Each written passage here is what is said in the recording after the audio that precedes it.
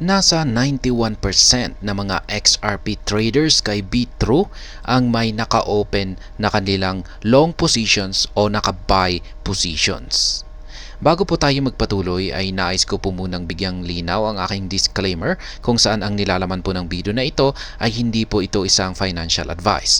For education and information purposes lamang po ang layunin nito. Nais ko na rin pong magbigay babala na wala pong kahit anumang group chat ang Pinoy Crypto Trader. Ayan.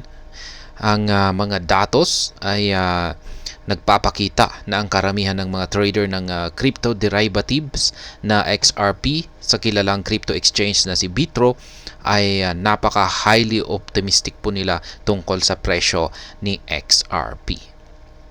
Yan. Sa isang kamakailang tweet, inihayag ng Bitrue na 91% ng mga trader ng XRP futures, XRP futures nito ay naglagay ng kanilang pusta sa pananaw na ang presyo ng XRP ay patuloy ito sa pag-angat mula sa kasalukuyang presyo nito na nasa $0.6821. Ayan. Long makes 91% of XRP futures on Bitrue. And partikular na sinabi ng exchange na 91% ng mga participants sa pagtitrade ng XRP futures sa kanilang platform ay nagbukas ng isang long position para kay XRP. Ang porsyento na ito ay nagpapahiwatig ng $355 million na kontrata ng XRP futures dito kay Bitrue. 32.4 million lamang ang para sa mga short na position o mga trader na naniniwala na ang presyo ng XRP ay babagsak. Kaya yan, ang laki po ng kanilang diferensya or pagkakaiba. Yan, ang laki ng agwat.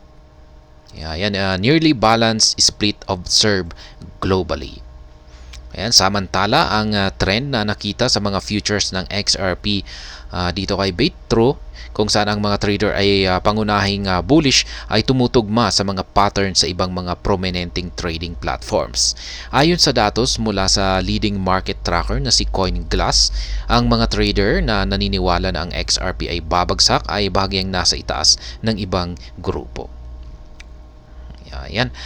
Halimbawa, sa pinakamalaking platform ng crypto exchange kung saan ito ay walang iba kundi ang Binance ay 48.15% ng mga trader ang nagbukas ng long position para kay XRP na may $661.6 million. Sa kabilang banda naman ay 51.85% ang naglagay ng mga short orders ng XRP na may $714.69 million. Ayan. Samantala, ang XRP ay nagtitrade sa presyong $0.68. Isa sa mga highest points nito sa loob ng nakaraang 100 days or 100 araw. Bukod dito, ang mga market participants ng crypto ay nagkaroon ng exchange na higit sa $2.2 billion na halaga ng XRP nitong nakalipas lamang na 24 oras.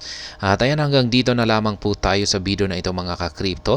Sana po ay inyong nagustuhan ang aking paliwanag dito. Kung inyo po itong nagustuhan, pag-click lamang po ang like button nito.